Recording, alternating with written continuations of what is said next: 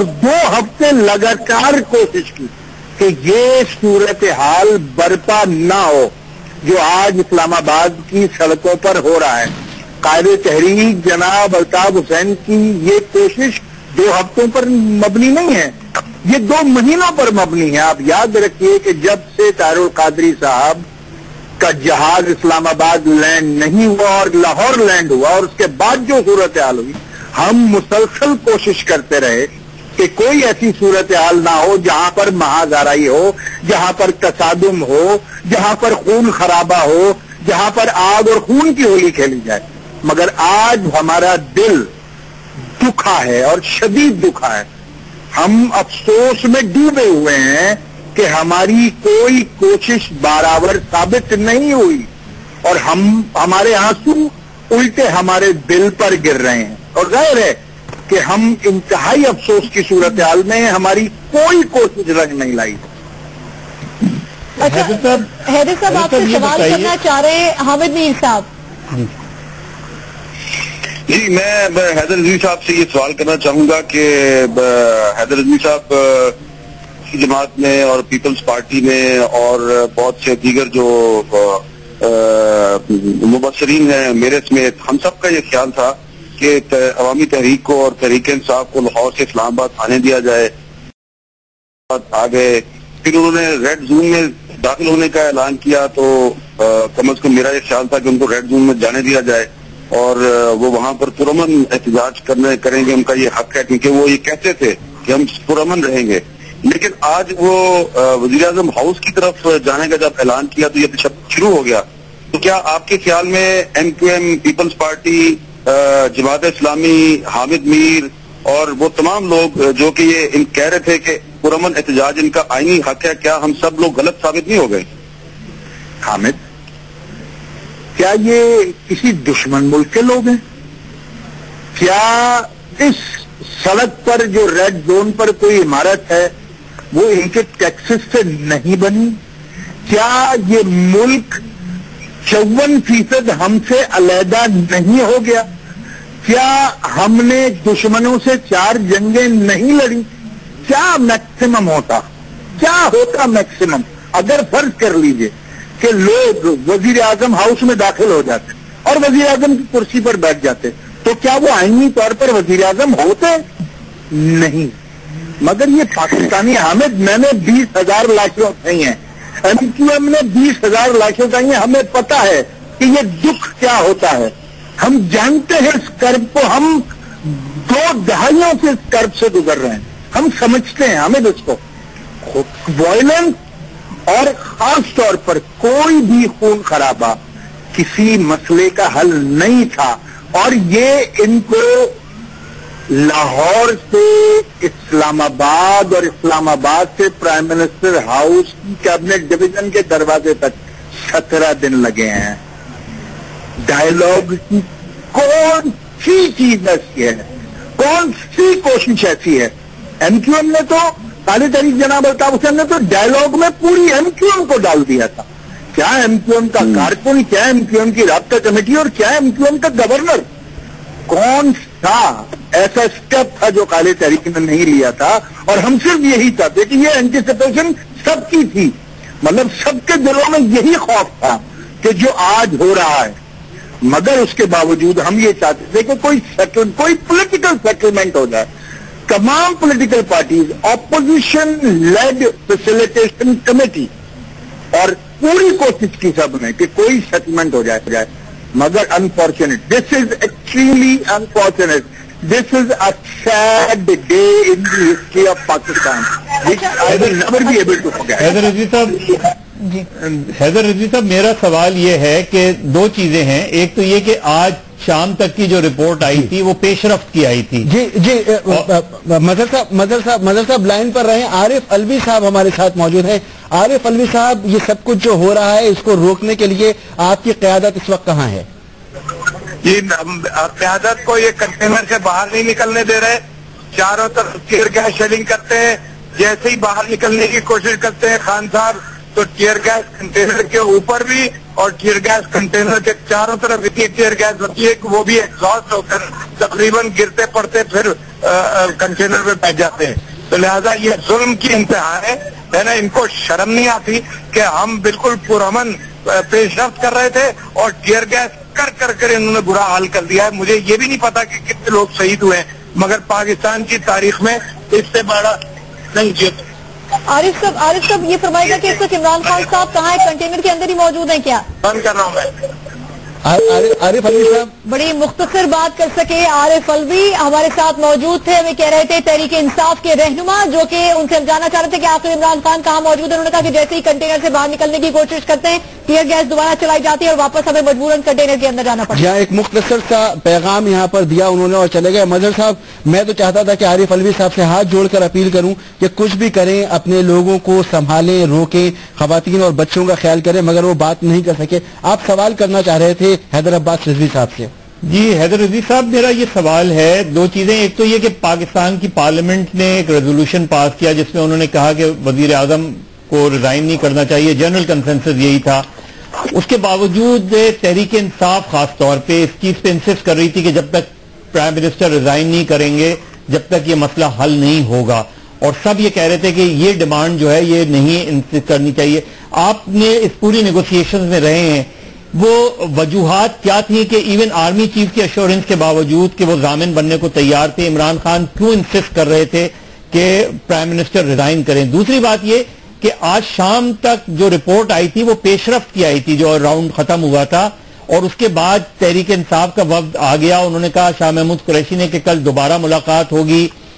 तो यकायक एकदम उससे सेकंड राउंड का इंतजार, लास्ट राउंड का इंतजार करे बगैर आज एकदम पीएम हाउस की तरफ मार्च करने की कॉल क्यों दे दी गई?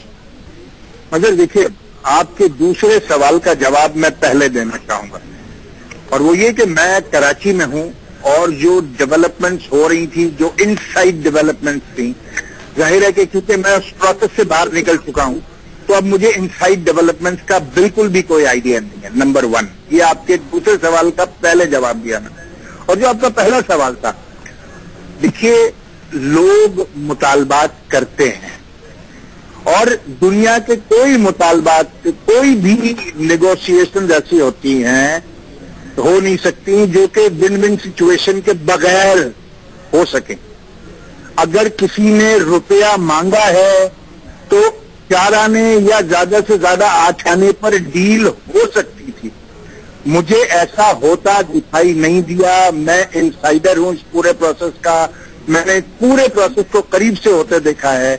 मुझे ऐसा नहीं लगा कि अगर किसी ने कोई मुतालबा कर दिया है तो उसके जवाब में कोई चीजें सेटल कर दी जाती। कुछ चीजें पर बहुत दोनों तरफैन बहुत एडमेंट थे और बहुत देर लगी इस सारे प्रोसेस में, और ऐसा लगा कि जैसे जैसे जैसे वक्त बढ़ता जा रहा है, डिमांड और सिचुएशन और ज्यादा जो है वो संगीनी की तरफ बढ़ रहे थे, और इस सिचुएशन को असेस होना चाहिए था और इस सिचुएशन को मैनेज हो जाना चाहिए था। बदकिस्मती से वो नहीं हो सका। अच्छा, हैदर साहब ये फरमाएगा कि दोनों कायदीन ने निकलने से पहले अपने खिताबात में कहा कारकुनान से कि पुरअमन रहना है, पुरअमन रहते आए और आगे भी पुरअमन रहेंगे। इस वक्त जब सूरत हाल इंतहाई अबतर हो चुकी है, टेलीविजन स्क्रीन के ऊपर भी जैसे हमें नजर आ रही है, कायदीन को क्या करना चाहिए कि ये सूरत हाल कुछ बेहतर हो सके? देखिए, जाहिर है कि जो सूरत हाल हुई उसमें लोग बढ़ रहे थे और कैबिनेट डिवीजन के दरवाजे पर, अभी मेरे पास एक इंतहाई एक जिम्मेदार वजीर का फोन आया, उन्होंने कहा कि जी कैबिनेट डिवीजन के दरवाजे को जब तोड़ने की कोशिश की गई तो फिर जो है वो पुलिस ने रिएक्ट किया है। अब अगर मैं उनके इस बात को मान लूं तो इसका मतलब ये है कि पुलिस ने रिएक्ट किया है, और जो कि हम आखिर वक्त तक ये कह कर आए थे। मैं खुद प्राइम मिनिस्टर साहब से कह कर आया था कि सर, ऐसी किसी भी सिचुएशन में जो कि एक्सट्रीम सिचुएशन आप करें, उसमें हाई हैंडेडनेस का मुजाहरा जो है वो कोई ऑप्शन नहीं होना चाहिए। ये पाकिस्तान के लोग हैं, चाहे वो पीटीआई के कारकुनान हैं, पैट के कारकुनान हैं, उनके साथ माएं बहनें बच्चे, हमारी माएं बहनें बच्चे हैं, आपकी माएं बहनें बच्चे हैं। अगर आप ये समझते हैं जनाब वजीर आज़म कि ये किसी के बरगलाने पर भी यहाँ पर हैं, तो आप रियासत के वाली होने की हैसियत से इनके बाप हैं, आपकी तरफ से कोई सख्त कदम ना उठाए, मगर अफसोस ऐसा नहीं होता। लेकिन हैदर रजीक साहब, ये जो वो था, एक तो पीसफुल प्रोटेस्ट होता है कि आप पीसफुली जा रहे हैं, वो जाहिर है, और मैंने शुरू में भी ये कहा था कि पुलिस को वहां से विड्रॉ कर लेना चाहिए, इवन अगर वो पार्लियामेंट हाउस या पीएम हाउस में चले भी जाएं तब भी वही पॉलिटिकली लूज करेंगे, गवर्नमेंट लूज नहीं करेगी। लेकिन मुझे ये बताएं कि ये डंडे, मास्क, ये सब पहनकर आने का मकसद आपको पीसफुल लगता है? देखिए, इन एंटीसिपेशन तो लोग थोड़े बहुत जाहिर है कि इस सिचुएशन के लिए जब मैं और आप इसको विजुअलाइज कर रहे थे और हम एंटीसिपेट कर रहे थे कि ऐसा भी कुछ हो सकता है, तो वो अपने हिसाब किताब में थोड़ा सा इक्विप तो हो सकते थे और वो हुए भी, और उसके बाद उसका जो नतीजा निकला वो सामने था। और ये चीज कोई ढकी छुपी नहीं थी मजहर भाई, जिस तरह पुलिस इक्विप थी और जितनी पुलिस इक्विप थी वो भी सबको पता था, और जितना ये लोग इक्विप थे वो भी सबको पता था। अब ऐसी सिचुएशन में बहैसियत वाली रियासत की जिम्मेदारी होती है कि खुदा न करे कि कोई ऐसी सिचुएशन आ जाए। ये बार्गेन जो है वो 4 आने पे भी हो सकता था, 30 पैसे भी हो सकता था, 40 पैसे भी हो सकता था, 8 आने पे भी हो सकता था, नहीं हुआ। हैदर अब्बास रिजवी साहब, इस पर मैं भी आपसे एक सवाल करना चाहूंगा, लेकिन पहले हमारे सीनियर एंकर जनाब सलीम साफी साहब ने ज्वाइन किया है, वो आपसे कुछ पूछना चाहती हूँ। बहुत शुक्रिया। पहले तो मैं हैदर भाई की इस बात से बिल्कुल इत्तेफाक करता हूँ कि हुकूमत को लीनियंसी का मुजाहरा करना चाहिए, और बाकी ये लोग अगर आगे चले भी जाते तो कोई कयामत ना आती। और अब भी हमारी ये दरखास्त है, इल्तिजा है हुकूमत से कि वो गोली ना चलाएं, मैक्सिमम रिस्ट्रेंट का मुजाहरा करें और ये कोशिश करें कि लोगों की जिंदगियां महफूज हों। और अलबत्ता जो लीडर हैं उनसे हैदर भाई और ये लोग भी रिक्वेस्ट करें, हम भी, कि या तो वो इन कंटेनरों से बाहर निकले और अपने जो मुजाहिरीन हैं उनके साथ अपने सीने भी पेश करे, या फिर कम से कम मजीद लोगों को ना मरवाए। लेकिन मैं 2 सवाल अभी हैदर भाई की बातें सुनती हुई मेरे जहन में आ रही थी।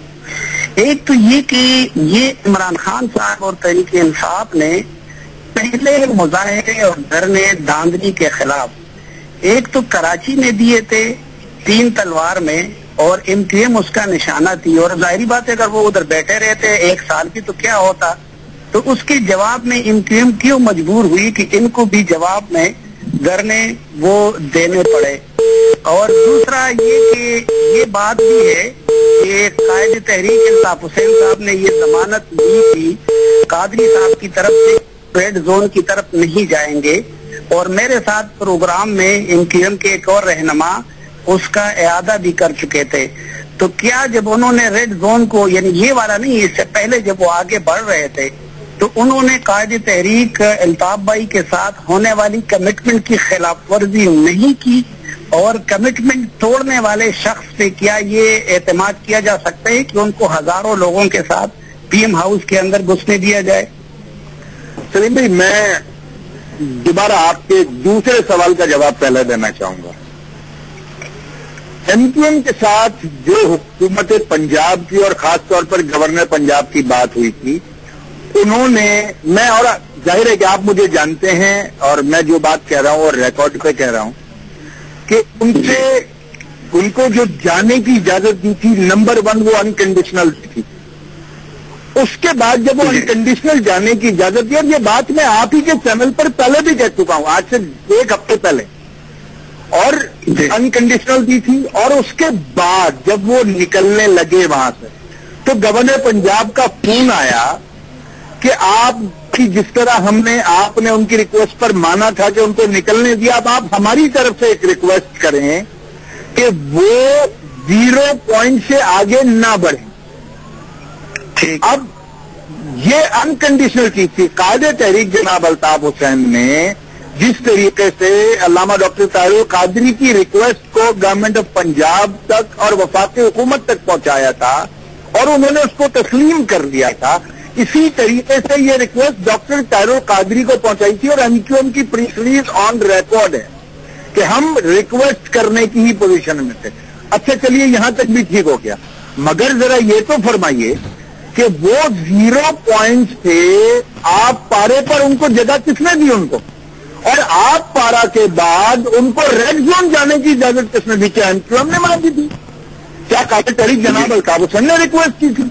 अल्ताफ भाई ने लाहौर के एंटीसिपेटेड खून खराबे को देखते हुए और पंजाब को खाको खून में नहाने से पहले, थाने मॉडल टाउन पहले हो चुका था, एक और थाने मॉडल टाउन होता लाहौर में और लाहौर आगो खून की लपेट में आता। अगर पंजाब को आगो खून की लपेट से निकालने की कोशिश की और ये रिक्वेस्ट की कि डॉक्टर तारुल कादरी साहब को पॉलिटिकली इंगेज करें, और पॉलिटिकली इंगेज करने में 14 दिन मुसलसल काले तहरीक ने एमक्यूएम की राब्ता कमेटी को इन्वॉल्व रखा, हर मुमकिन फैसिलिटेट किया, उसके बाद भी अगर कोई पॉलिटिकल डील स्ट्राइक नहीं हो सकी तो क्या उसमें काले तहरीक जनाब अल्ताफ हुसैन एमक्यूएम या एमक्यूएम की राब्ता कमेटी का कसूर है?